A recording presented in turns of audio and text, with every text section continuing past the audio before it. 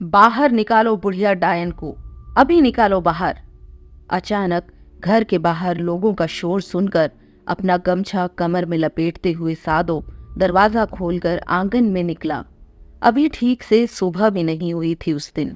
उसने देखा आंगन में गांव के अनेक लोग लाठियां लिए हुए शोर मचा रहे हैं। कहाँ है तुम्हारी माँ? बाहर बुलाओ उसे अभी, तुरंत। भीड़ में से किसी ने ऊंची आवाज में कहा। पूरे गांव को बर्बाद कर रही है डायन नजोम कहीं की। भाई क्या हुआ? कुछ स्पष्ट बात करो। मेरी माँ ने क्या कर दिया है कि सवेरे सवेरे यहाँ आकर शोर मचा रहे हो? साधु ने भीड़ से पूछा। क्या नहीं किया तुम्हारी माँ ने? डायन है वह, डायन। हाँ नजोम, जिसे देख लेती है वही सिंह बोंगा के पास चला जा रहा है। परसों मागो का बैल मर गया, कल बुधो की बेटी मर गई और आज सिंह राय भी चल बसा। तुम्हारी माँ के कारण हो रहा है यह सब। भीड़ में से दूसरे युवक ने कहा। मेरी माँ? वो लाचार बुढ़िया, वो सब ये क्यों करेगी भला? साधु ने शांत स्वर में कहा। उसे बाहर निकालो, हम सब जानते हैं कि वही इस विनाश का कारण है, नहीं तो हम उसे खींचकर घर से निकालते हैं, किसी तीसरे ने उग्र स्वर में कहा। भाई, अगर आप सबों को मेरी बूढ़ी माँ पर शक है तो पंचायत में इसका फैसला होगा कि क्या सच है। साधु का स्वर अब भी शांत था। ठीक है, पंचायत ही फैसला करेगा, तो उसे दोपहर तक अखड़ा में लेकर आओ, पहले व्यक्ति ने कहा। हाँ भाई, यह ठीक रहेगा, चलो यहाँ से सब लोग, पंचायत में ही फैसला होगा। ये कहते हुए भीड़ वहां से चली गई। साधु वहीं दरवाजे के निकट दीवार के सहारे पिंडगी पर बैठ गया था। पूरब में पहाड़ी के पीछे से सूरज की किरणें पेड़ों के पत्तों से छनकर ऊपर उठती जा रही थी, लेकिन साधु के सामने यह जाड़े के कुहासे से भरी सुबह प्रतीत हो रही थी। उसके रगों में खून की ऊष्मा जैसे तेज ठंड से देह में सिहरन पैदा कर रही थी। मुरझाए हुए चेहरे की भंगिमाएं बता रही थी कि अगर पंचायत में लोगों ने एक मत से उसकी मां को डायन करार दिया तो उसका परिवार बर्बाद हो जाएगा। इस बात से वो उलझन में पड़ गया। करे भी तो करे क्या वो? ये गांव वाले क्यों इतना शोर मचा रहे थे सवेरे सवेरे? पालू, उसकी पत्नी, दरवाजे के पास आकर पूछ रही थी उससे, मगर साधो अपने विचार में मग्न था, इसलिए कोई जवाब नहीं दिया उसने। मैं पूछ रही हूँ क्यों हल्ला मचा रहे थे ये गांव वाले? पालो ने दोबारा सवाल किया उससे।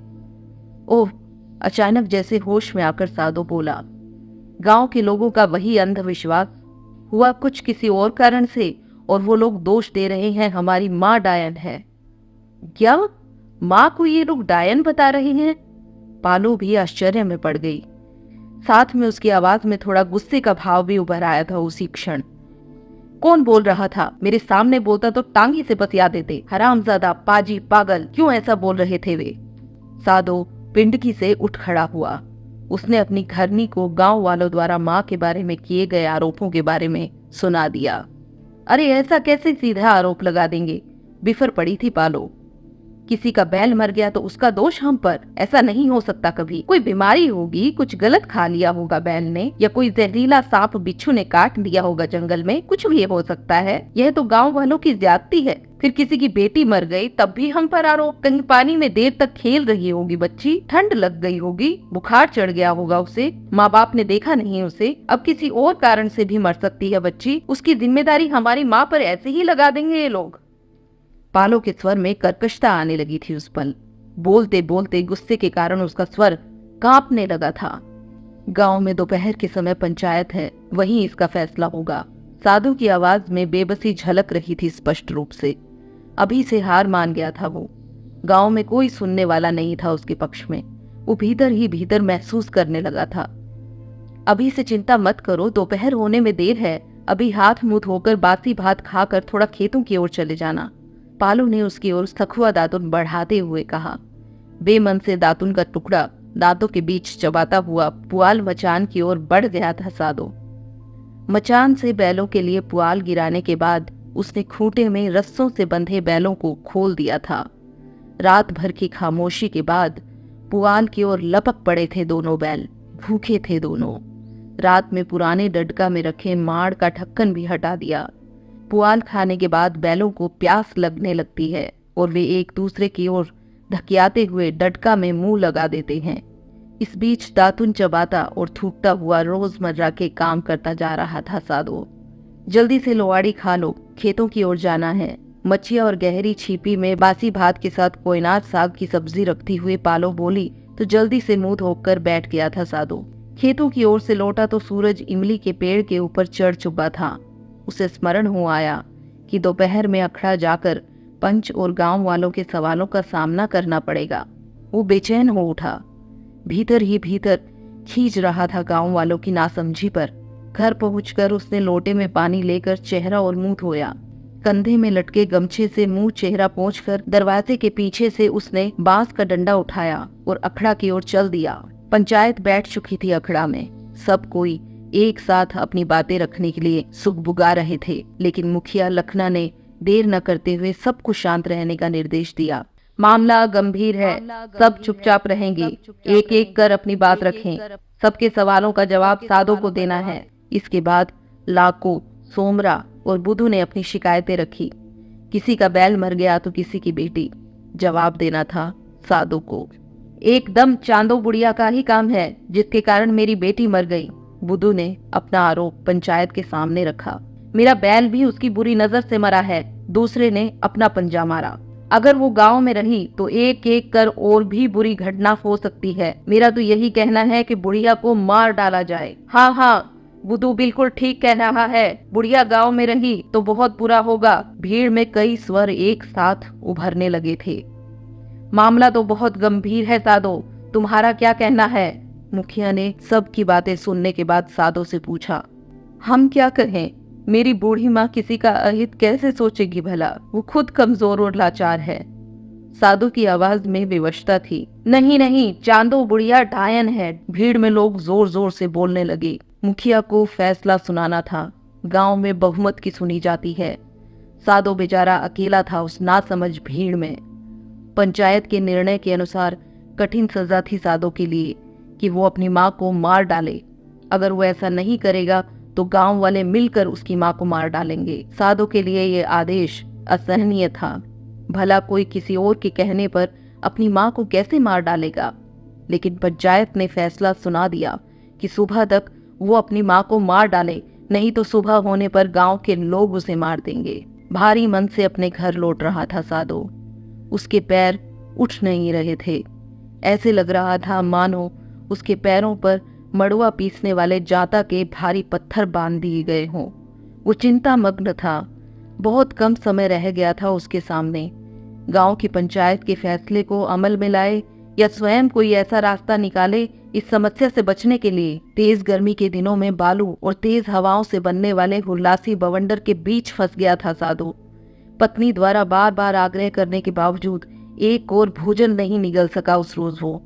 इस बड़े झंझावात से उबरने का रास्ता उसे बिल्कुल नहीं सूझ रहा था। रात गहराने लगी थी, लेकिन उसकी आंखों के सामने से नींद कोसों दूर थी। उस रात उसे सुबह से पहले कोई बड़ा निर्णय लेना था। अपनी माँ को छोड़े या कोई दूसरा ठोस कदम उठाए। पालो, गांव घर छोड़कर हमें अभी और इसी वक्त जाना पड़ेगा। अंत में उसने अपना फैसला अपनी पत्नी को सुना दिया। दोनों बच्चों को उठा दो। जितना जरूरी सामान हम उठा सकते हैं बांध लेंगे। दोनों बैलों को भी साथ ले जाएंगे। खस्सी, बकरी और सुअर बांडा को छोड़ना पड़ेगा। आधी रात में वे शोर मचाने लगेंगे तो गांव वालों को पता चल जाएगा कि हम गांव से भाग रहे हैं। माँ को कुछ नहीं बताना कि क्या हो रहा है। बेचारी बहुत कमजोर है। बच्चों को तुम संभाल लेना पालो। माँ को मैं पीठ पर उठा लूंगा। वो रात में देख नहीं सकती है। बैलों की पीठ पर घर का जरूरी सामान गठरी बांध कर रख देंगे। अभी ही निकलना होगा पालो यहाँ से चुपचाप। पालो समझदार थी। गांव वालों के विचारों को समझती थी वो।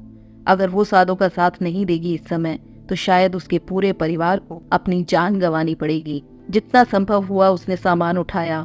दोनों छोटे बच्चों को पालो ने बेतरा में बांध लिया। बूढ़ी माँ को धीरे से समझा मनाकर अपनी पीठ पर साधु ने उठा लिया। माँ नहीं मान रही थी घर छोड़ने के लिए, जिसे उसने एक एक दिन का इकट्ठा कर साधु के बाप के साथ वर्षों से खड़ा किया था। कैसे इस तरह छोड़ जाती इस उम्र में, लेकिन परिवार और बच्चों के लिए तैयार हो गई थी सब कुछ त्यागने को। रात भर चलते रहे सब। साधु और पालो की आंखों से लगातार आंसू बह रहे थे उस रात, पर लाचार थे दोनों। माँ के साथ अपने परिवार की सुरक्षा के लिए ये कदम बहुत जरूरी था। उस क्षण इंतजार नहीं कर सकते थे वो भोर होने का। रास्ते में एक नदी भी थी। कमर भर पानी में घुसकर सभी ने नदी पार की। दोनों बैलों को नदी पार करने में सादों को मशक्कत करनी पड़ी। पानी के आदी नहीं थे दोनों बैल। नदी पार करने पर दूर पेड़ों के झुरमुट से टिमटिमाती रोशनी उन्हें अपनी ओर आकर्षित करती हुई मानो उनका आह्वान कर रही थी कि ओ रात के मुसाफिर, आ जाओ, इस उजाले में थोड़ी देर सुस्ता लो। उस रोशनी के पास पहुंचकर देखा तो एक बहुत बड़े आंगन के छोर में फूस का बना बंगलानुमा एक मकान था, जिसके बरामदे में एक लालटेन टिमटिमा रही थी। रात भर चलते रहने के कारण थक चुके थे सभी।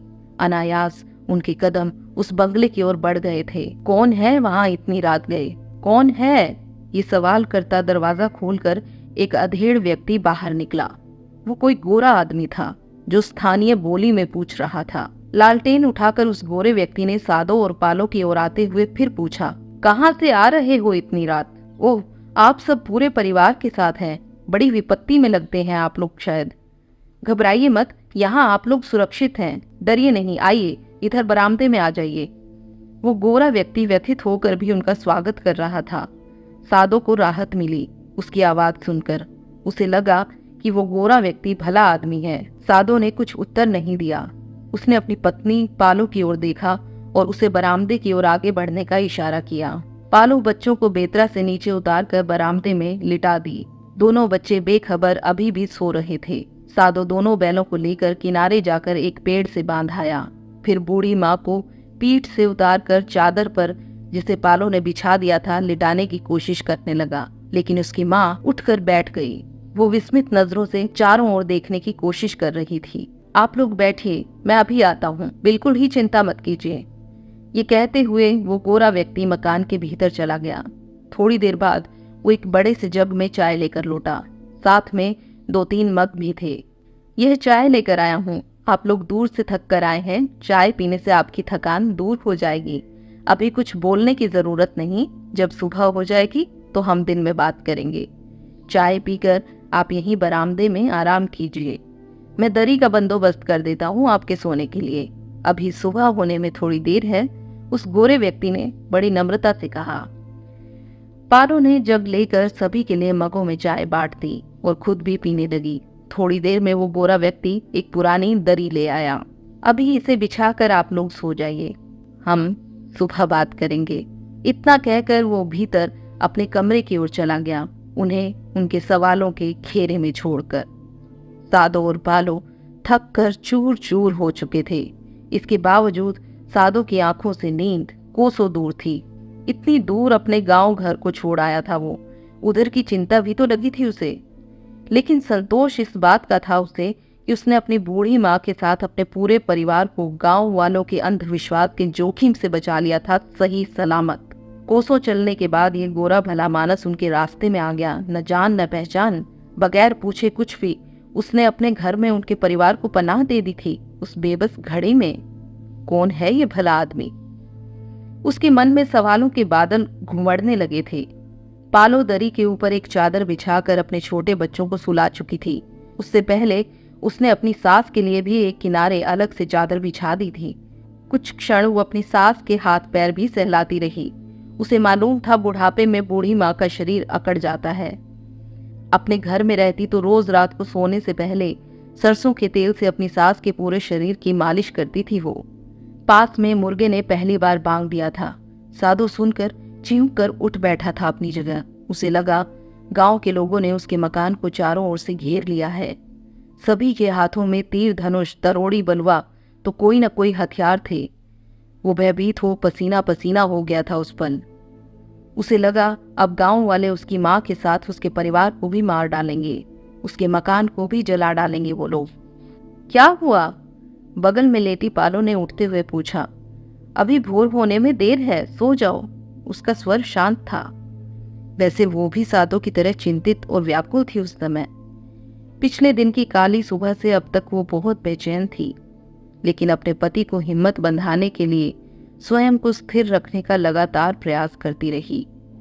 पालो के टोकने से वर्तमान में लौट आया था सादो।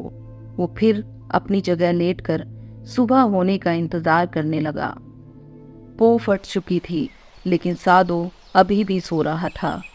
दिन भर की मानसिक प्रताड़ना और शारीरिक थकान की वजह के बाद सुबह सुबह नींद ने धर दबोचा था उसे। बच्चों की आंखें जल्दी खुल गई थी और स्वयं को एक अनजान जगह पर पाकर वो घबरा कर रोने लगे थे।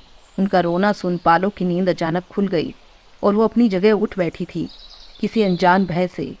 सूर्य की हल्की किरणों की रोशनी में पहले बच्चों को, फिर चारों ओर उसने देखा कि कहीं कोई खतरा तो नहीं था। उसने छोटी बच्ची को छाती से लगा लिया और बेटे को अपनी गोद में बिठा लिया। माँ की ममता की ऊष्मा से चुप तो हो गए थे दोनों बच्चे, लेकिन उनकी हलचल से सादो जग गया था। किवाड़ खोलकर गोरा व्यक्ति भी बाहर निकल आया। उसने सादे वस्त्र धारण कर रखे थे और चेहरे पर स्मित मुस्कान ओढ़ रखी थी। जोहार जोहार, उसने थोड़ा झुकते हुए दोनों हाथ जोड़कर सभी का अभिवादन किया। आप लोगों को कुछ आराम मिला होगा इस गरीब के आंगन में। माफ़ करना, मेरे पास अधिक सुविधाएं नहीं हैं। जैसा तैसा आप सबों के लिए रात के समय इंतज़ाम कर सका। आप लोग उधर कुएं के पास रस्सी बाल्टी वगैरह है, हाथ मुंह धो लें। मैं कुछ खाने का इंतज़ाम करता हूँ। आप लोग बिल्कुल घबराइएगा नहीं। जानता हूँ आप लोग विपत्ति में अपना सब कुछ छोड़कर यहाँ तक आए हैं। यहाँ आप सभी सुरक्षित हैं। जितना समय यहाँ रहना चाहें रह सकते हैं। हम मिलकर कुछ ना कुछ उपाय ज़रूर कर लेंगे। ठीक है, अभी मैं कुछ खाने का इंतज़ाम करता हूँ, आप लोग तैयार हो जाइए। शांत भाव के साथ इतना कहकर वो भला बुरा आदमी अपने कमरे में चला गया। सभी ने हल्का भोजन कर लिया था, चाय भी पी ली। इस दौरान सभी चुपचाप ही रहे। उस भले मानस ने भी कुछ नहीं पूछा। हाँ, अब आप अपने बारे में हमें बताइए। गोरा व्यक्ति पास में एक मोढ़ा लेकर बैठते हुए सहज भाव से बोला। मैं क्रिस्तान मिशनरी हूँ, फादर पॉल। इधर के आदिवासी इलाके में सभी लोगों के बीच, विशेषकर गरीबों के बीच शिक्षा का प्रचार करने और छोटी मोटी बीमारियों का इलाज करने के लिए कुछ सालों से रह रहा हूँ। पास के गांव टोलों के बच्चे दिन के समय यहाँ आते हैं। उनके लिए तो एक छोटा सा स्कूल शुरू किया है मैंने।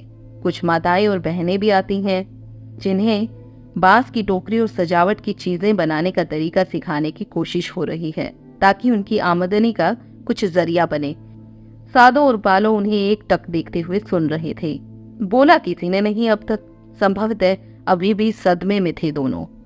अब सबों को बहुत कष्ट हुआ है अपना घर छोड़ते हुए। मुझे ऐसा लगता है आप अपनी बात मुझसे कह सकते हैं। मैं कुछ मदद कर सकता हूँ शायद। यह कहकर वह व्यक्ति उनकी ओर देखने लगा। बहुत हिम्मत जुटाने के बाद सादो ने अपने परिवार के साथ हुई आपबीती उस गोरे व्यक्ति के साथ साझा की। उसने गंभीरता से सादो की बातें सुनी। हिम्मत हारने की बात नहीं है। आप लोग यहाँ जितने दिन भी रहना चाहते हैं बिना किसी डर के रह सकते हैं। उधर किनारे छोटा सा एक कमरा है, उसमें आप सब रह सकते हैं। आपके पास बैल है ही, हल का इंतजाम हो जाएगा तो आप आसपास जमीन में थोड़ा बहुत खेती कर सकते हैं। फिर सादो और पालो अपनी माँ और बच्चों के साथ छोटे से कमरे में रहने लगे। 1 महीना, 2 महीना करते करते 3 साल गुजर गए। वो फिर कहीं नहीं गए। उनके बच्चे भी बड़े होकर उसी स्थान पर वहां के स्कूल में पढ़ने लगे। सादो का बेटा रुमसू पढ़ने में बहुत तेज था। बेटी रूनू घरेलू कामकाज के साथ वहां आने वाली महिलाओं की कारीगरी में रुचि दिखाने लगी थी। फादर पोल ने बेटे रुमसू का नाम अपने स्कूल में दर्ज कर लिया था रोशन, और बेटी रूनू का नाम रखा था रोशनी। इस नामकरण पर किसी को एतराज नहीं हुआ। वैसे अपने परिवार के बीच पालो अपने दोनों बच्चों को रुमसू और रूनू ही पुकारती थी। अब सादो की माँ के स्वास्थ्य में यहाँ आने के बाद काफी सुधार हुआ था। वो अब घर आंगन के कामों में मदद भी करने लगी थी, लेकिन उम्र बढ़ती जा रही थी उसकी। फिर 1 साल खूब जाड़ा पड़ा तो बर्दाश्त नहीं कर सकी। बुखार तेज होता गया तो नीचे आया ही नहीं, और एक दिन दोपहर के बाद चल बसी हमेशा के लिए। समय कभी रुका नहीं। आगे बढ़ने वालों को कभी कोई नहीं रोक पाया आज तक। रोशन की पढ़ाई में रुचि देखकर फादर पोल ने उसे कलकत्ता पढ़ने के लिए भेज दिया। मेडिकल में जाना चाहता था वो। उसे विदेशी मदद भी मिल गई और वो इंग्लैंड चला गया। उसकी छोटी बहन की शादी स्कूल में पढ़ाने वाले एक मास्टर से हो गई थी। वह छोटा स्कूल अब वर्षों बाद एक हाई स्कूल में बदल चुका था। सादो और पालो अभी भी वहीं थे। दोनों अब बुढ़ापे की ओर कदम बढ़ा चुके थे। फादर पोल के सादगी भरे जीवन ने उन्हें अत्यधिक प्रभावित किया। वो भी यीशु को अपने उद्धारकर्ता के रूप में मानने लगे थे। जीवन के अपने लंबे सफर को देखकर सादो सोच रहा था अपने अंतिम पलों में, अगर फादर पोल ने उनको आश्रय नहीं दिया होता उस रात तो क्या होता। आज उनके दोनों बच्चे बड़े होकर दूसरों की सेवा कर रहे थे। रोशन डॉक्टर बनकर गांव लौट आया था, वहां के गरीब आदिवासियों की सेवा करने के लिए। रोशनी शिक्षिका और समाज सेविका बनकर गांव-गांव घूमकर महिलाओं और बच्चों को शिक्षित करने में जुटी हुई थी, ताकि गांव वालों के बीच से अंधविश्वास दूर हो। उसकी लड़ाई जारी थी, क्योंकि अभी भी अनेक गांव में बेवजह कमजोर, बूढ़ी और विधवा महिलाओं को लोग डायन कहकर प्रताड़ित कर रहे हैं। वह उन जैसी महिलाओं के साथ खड़ी रहती है अडी, क्योंकि बढ़ती उम्र के साथ उसने भी जान लिया था अपनी दादी और माँ बाप के साथ हुई उस त्रासदी को। वॉल्टर बेंगरा जी की लिखी ये कहानी आपको कैसी लगी, हमें कमेंट बॉक्स में लिखकर जरूर बताइएगा। और एक बार झारखंड की छुटनी देवी के रियल लाइफ संघर्ष को भी जरूर जानने की कोशिश कीजिएगा। आपकी जानकारी के लिए बता दें कि भारत की राष्ट्रीय आपराधिक रिकॉर्ड ब्यूरो यानी NCRB के आंकड़े बताते हैं कि साल 2000 से लेकर अब तक यानी 24 सालों में 2500 से ज्यादा महिलाओं को डायन बताकर मार दिया गया, और यह संख्या और भी अधिक होने का अनुमान है, क्योंकि बहुत सारे मामले तो पुलिस में दर्ज ही नहीं हो पाते। जिन महिलाओं को आमतौर पर डायन करार दिया जाता है, उनमें से अधिकतर बुजुर्ग, अकेली या विधवा महिलाएं होती हैं, जिन पर दुर्भावनापूर्ण इरादे से डायन होने का आरोप लगाया जाता है। और अक्सर ये आरोप महिला की जमीन और संपत्ति हड़पने, व्यक्तिगत रंजिशों को निपटाने और यहाँ तक कि यौन संबंधों को ठुकराने की सजा के तौर पर भी लगाए जाते हैं। कहानी अगर अच्छी लगी तो लाइक और शेयर करना मत भूलिएगा। मिलते हैं जल्द ही एक नई कथा कहानी के साथ, तब तक के लिए धन्यवाद।